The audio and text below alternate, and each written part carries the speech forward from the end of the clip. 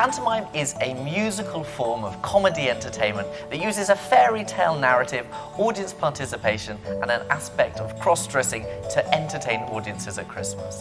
The pantomime is everything that encapsulates the British traditions of family, of Christmas entertainment. The history of pantomime is incredibly rich and varied, and really we start off in Italy in the mid-16th century with Commedia dell'arte, troupes of strolling players delivering improvised narratives about two lovers who can't be together because they've got a meddling father.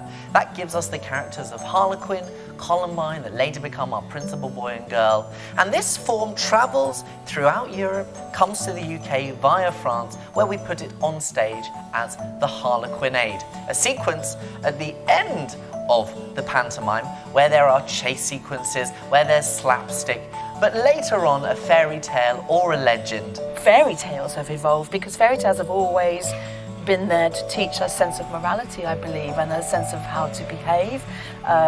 They're often, seen as ways of teaching values. That first part of the pantomime was what the people wanted to see. The Harlequinade dies out. That comedy and set pieces, those set businesses, the slosh scenes are integrated into the show to create the pantomime that we know and love today.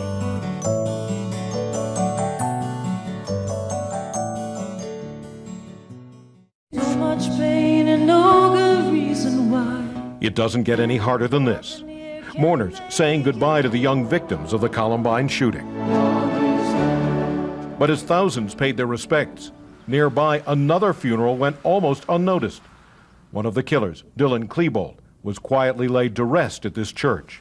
A small service attended by only 15 friends and family.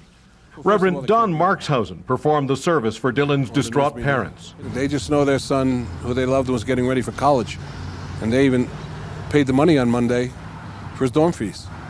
What kind of state are the parents in right now, the Klebolds in right now? There's the grief of the death of a child, which is the ultimate kind, I guess, loss. And then there's now, who was this child?